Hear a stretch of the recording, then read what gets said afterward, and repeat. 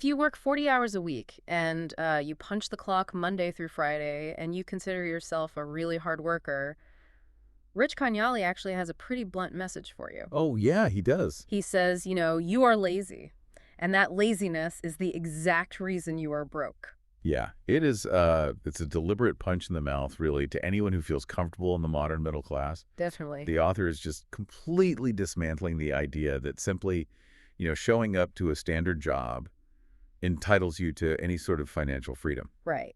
And welcome to another deep dive, by the way. And a very special welcome to you, the learner listening today. We're taking you straight into the deep end with a highly provocative document. It's called A Poverty Mindset. It's a fascinating read. It really is. And our mission today is to extract the core framework the author uses to argue that poverty, well, it isn't actually a math problem at all. Right, he says it's a psychological one. Exactly.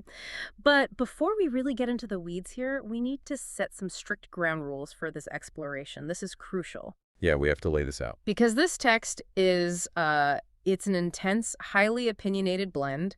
It's got financial philosophy, sharp behavioral observation, some very conservative economic theories, and honestly, very strong biblical theology. Mm-hmm.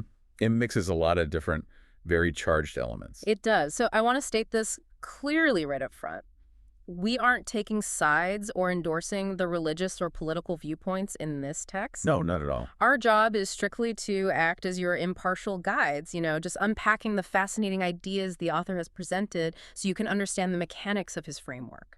And understanding those mechanics is key because he really requires you to leave a lot of traditional assumptions at the door. For sure. Like he operates from this foundational premise that being broke is just a temporary state of your wallet, right? You simply lack cash today. Right.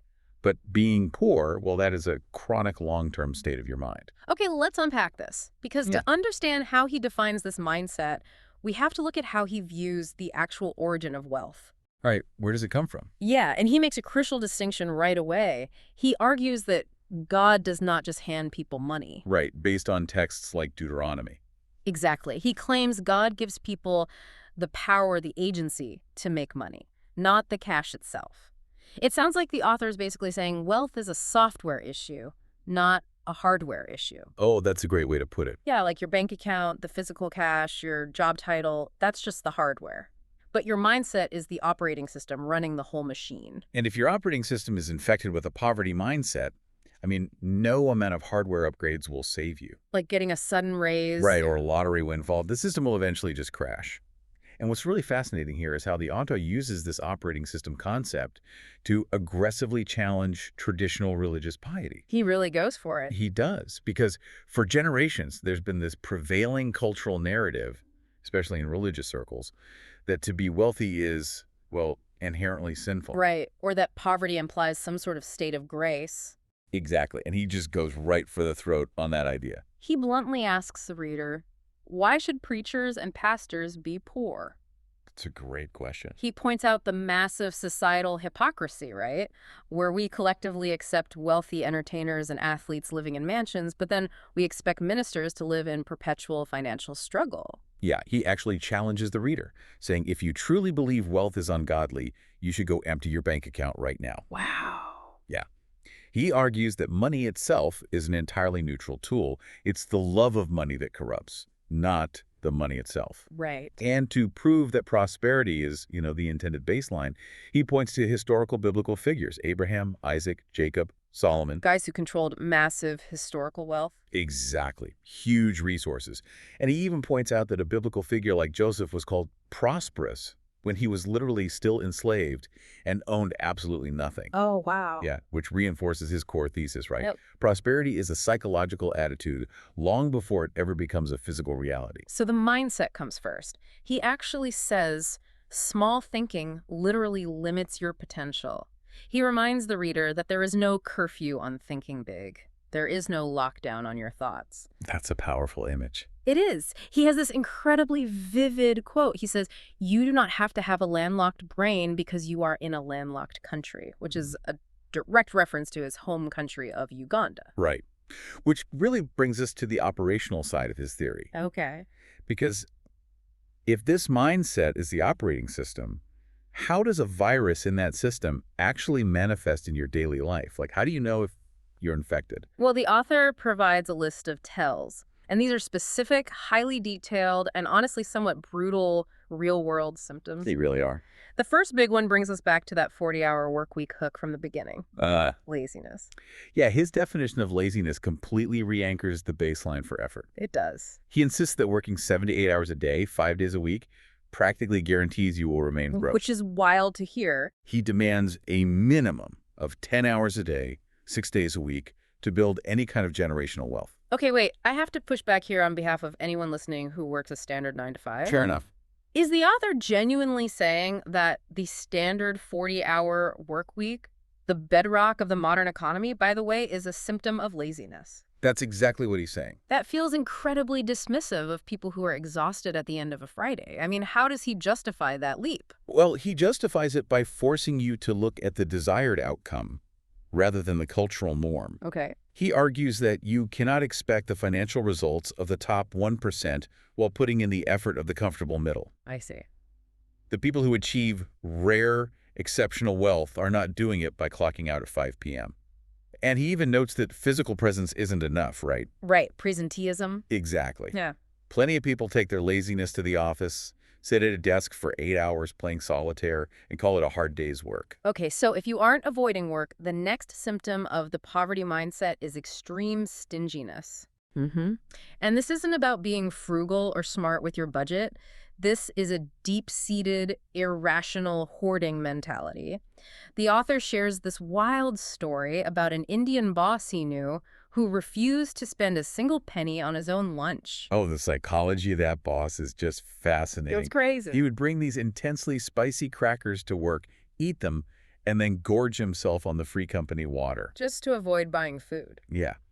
The spice forced him to drink so much water that his stomach would physically expand and feel full, Yeah. completely avoiding the need to purchase an actual meal. And he pairs that with a story about a guy he went to school with who operated like an actual parasite. Yeah, the student with the allowance. Right. This student received an upkeep allowance from his family, but he would hoard all of his own money to take back home at the end of the term. Unbelievable. To survive during the semester, he just leeched off his friends, constantly borrowing toothpaste, eating their food, using their supplies. And the author identifies this as the absolute essence of a poverty mindset. It's the terrifying belief that resources are so profoundly scarce that you must hoard whatever you have and consume everyone else's. Wow. It's a zero-sum game in their head. If they spend $1, it's gone forever. They don't see money as a current that flows. They see it as a shrinking puddle. But the symptom that really stopped me in my tracks was the deliberate wasting of time and resources. Oh, yeah. He talks about factory workers who are paid a daily wage, but they deliberately work at a snail's pace, playing on their phones, just so the boss is forced to pay them overtime to hit the daily quota. Right. Those workers believe they are gaming the system. Right. They think they're extracting extra value from the boss. Yeah. But the author's analysis reveals the hidden cost of that behavior. And the most glaring example of this hidden cost is the hotel guest. The hot water story. Yes. A guy checks into a hotel, and he is furious about the room rate. He feels he is being overcharged, but he pays it anyway. To get quote-unquote revenge on the hotel owner, he goes into his room, blasts the heat as high as it will go, turns on all the taps in the bathroom, and just lets the hot water run down the drain for hours. See, the guest is operating under the illusion of victory there. He thinks he's punishing the owner's profit margins. But he's not. Well, the author argues he is actually doing massive psychological damage to himself. Wasting resources, even if you don't own them, conditions your brain for poverty. How so? It literally rewires your neural pathways to embrace destruction rather than creation. If your instinct when you feel slighted is to destroy value, you'll never be able to build value when it's your turn to be the owner. Man, that makes a lot of sense. So we've seen how avoiding work, hoarding pennies, or destroying other people's resources are clear symptoms, but then the author takes a sharp turn. He does. He argues that overspending is just as indicative of a poverty mindset. Which seems counterintuitive, right? Society usually reads overspending as a sign of having too much money, or just a lack of impulse control. But the author claims overspending reveals a completely warped relationship with actual value. He shares this dating anecdote that is just painfully vivid. Oh, the chicken and chips. Yes. A guy takes his girlfriend out to a restaurant. He desperately wants to look like a big shot, right? A man of means. So he orders her a really nice plate of chicken and Mm. chips. But because he actually has zero money in his bank account, he only orders a single soda for himself. He sits there for the entire date, starving, watching her eat, just to maintain the fragile illusion that he can afford a nice restaurant. The sheer psychological torture of sitting there hungry just for optics is staggering. The author calls that mindset embarrassing. It The is. logical wealth-building move is to just acknowledge your reality. If you can't afford 2 plates of food, you should stay home, cook together, and save your capital. Here's where it gets really interesting. Overspending to impress people is basically like putting a tuxedo on a maxed out credit card. That's a great analogy. You look incredibly successful to the public today, but you're just broadcasting your poverty mindset loud and clear to anyone who actually understands money. Because it all boils down to deep insecurity. Mm-hmm. The poverty mindset is an obsession with the appearance of wealth rather than the hidden mechanics that actually generate it. Right. And he lists highly specific examples of this financial illusion. Like, he mentions someone pulling a luxury Mercedes-Benz into a gas station and putting exactly 10,000 Ugandan shillings of fuel in the tank. Which, for context, is less than $3. Exactly. I love how the author phrased that, by the way. He said, E means empty, not extra. Yes. The gauge doesn't mean you have a secret reserve hidden away. Mm-hmm.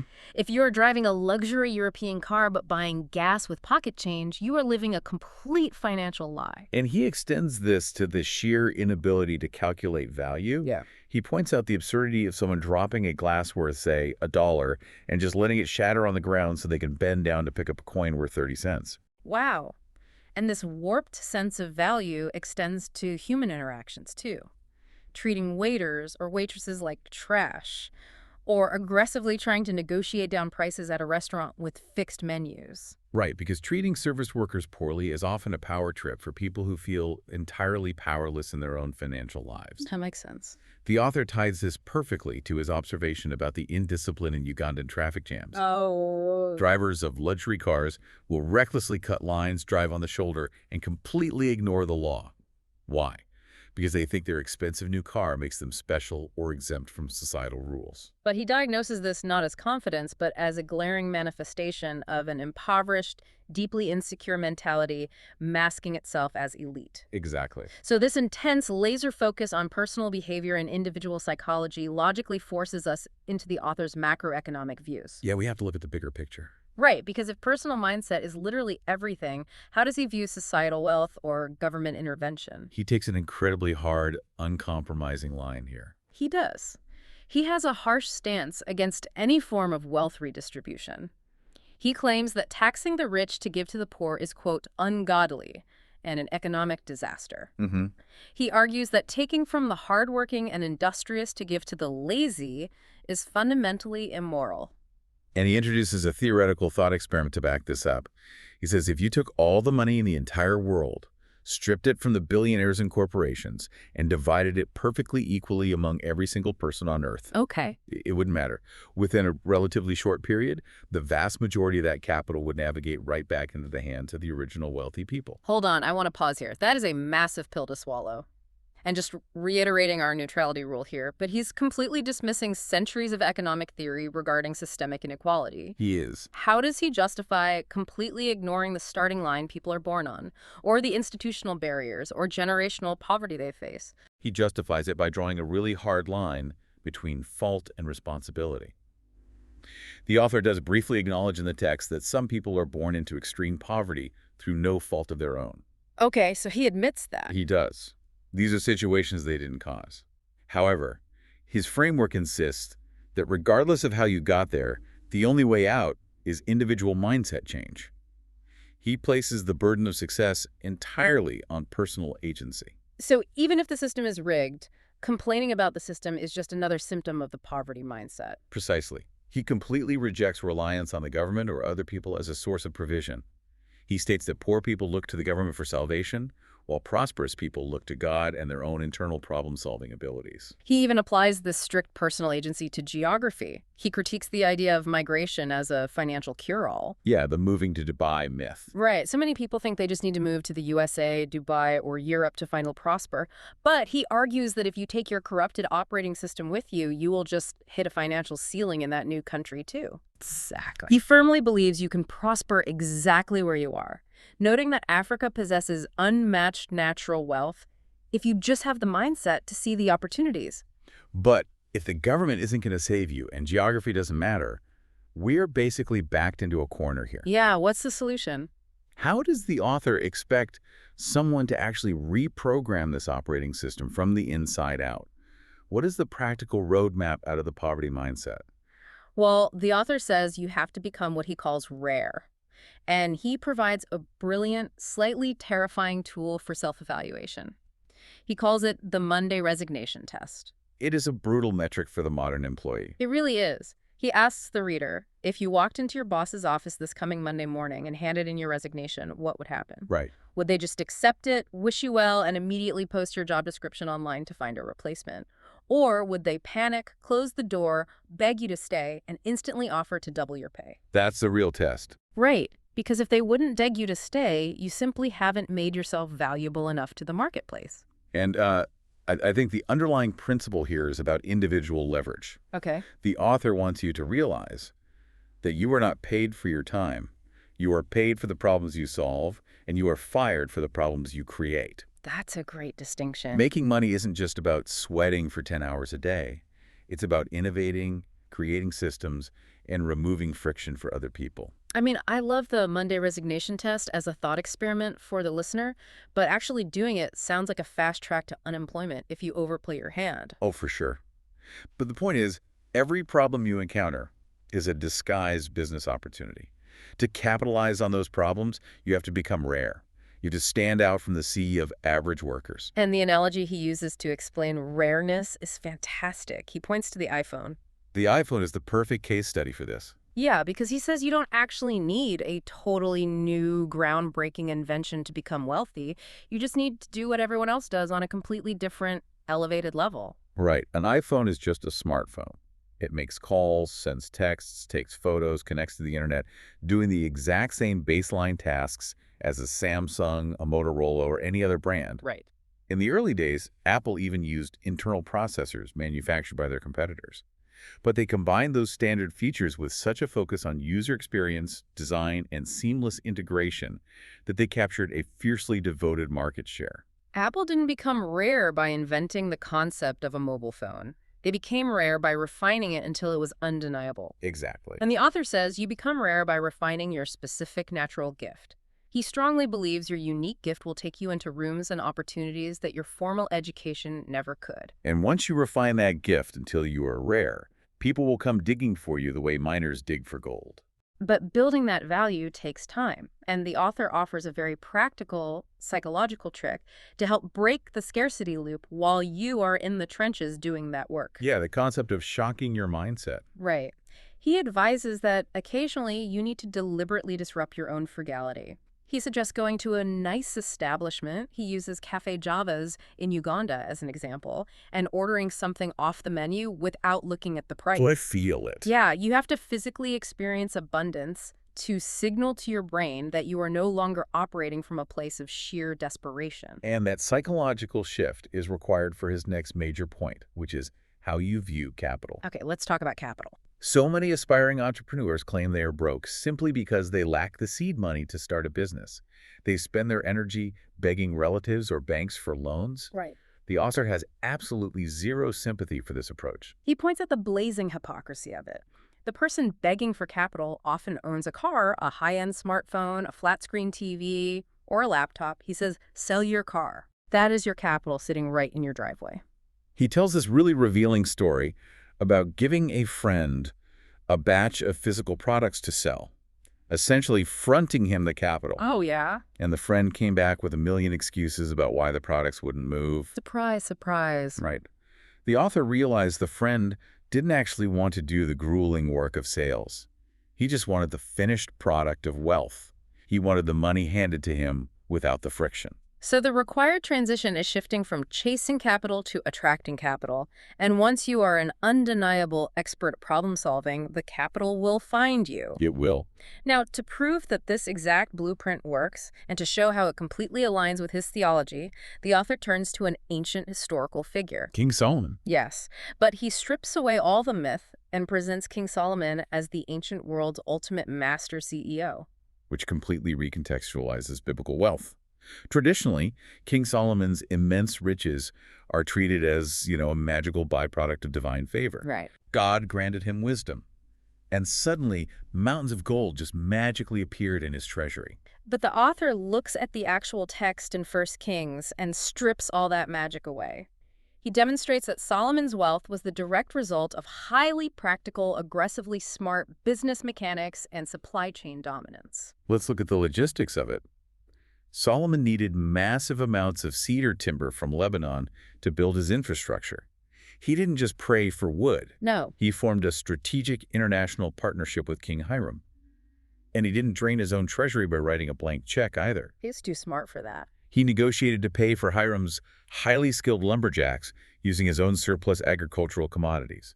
He traded 20,000 measures of wheat and pressed oil year by year. He basically understood his unit economics, meaning he wasn't just looking at the vanity metric of massive piles of gold. He knew the exact cost and profit margin on every single transaction. Yes. He's basically pitching King Solomon as the ancient world's ultimate venture capitalist and supply chain manager. Like, when Solomon needed bronze work, he didn't just hire the cheapest local blacksmith. No, he headhunted. Right. He brought in a guy named Hiram from Tyre, a renowned expert. He hired the absolute best talent available to ensure his final product was rare. And he didn't stop at domestic construction. The author highlights Solomon's absolute mastery of import and export arbitrage. This part is wild. Solomon built a navy of merchant ships to control the trade routes. He imported chariots from Egypt for exactly 600 shekels of silver and horses for 150 shekels.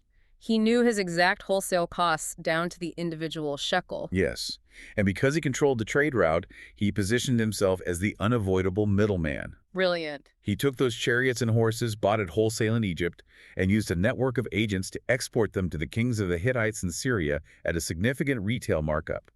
He was moving massive volume through geopolitical arbitrage. And on top of moving physical commodities, the gold, the silver, ivory, the horses, Solomon literally monetized his own mental gift as a B2B service. Oh, the consultation fees. Yes, the historical text says kings from all over the earth brought him silver, gold, and spices year by year just to hear his wisdom. The author points out that Solomon was essentially charging massive international consultation fees. Wow. He took the intangible gift of wisdom, refined it until it was rare, and built a multinational conglomerate around it. Which perfectly encapsulates the author's entire thesis. Uh-huh. Solomon didn't sit around begging for wealth or complaining about the surrounding empires. Nope. He solved massive infrastructural problems, formed strategic alliances, tracked his profit margins relentlessly, and became so undeniably rare in his wisdom that the wealth of the known world naturally flowed toward him as a byproduct. Man.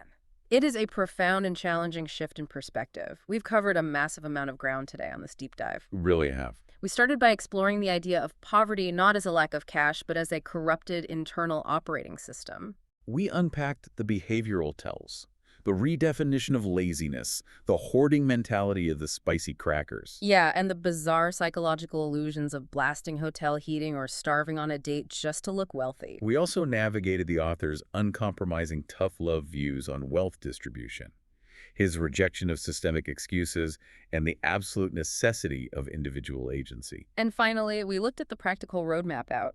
Testing your value with the Monday resignation test, becoming rare through refinement like the iPhone, and running your life with the strategic supply chain precision of King Solomon Inc. It is a lot to process. It is. And as we wrap up this deep dive, I want to leave you with a final lingering question to mull over. Yeah. If the author is entirely right, and wealth is purely a reflection of your internal operating system, take a hard look at your own daily routine. Are the problems you are spending your energy on today actually making you rare, or are you just managing the symptoms of a subtle poverty mindset you didn't even know you had? What are you really modeling for the next generation? That is a critical dilemma. The ultimate generational wealth might just be a generational mindset. Thank you for joining us as we unpack these intense and fascinating ideas today. Keep thinking big, because there is no lockdown on your thoughts. Thanks for taking this deep dive with us. We'll see you next time.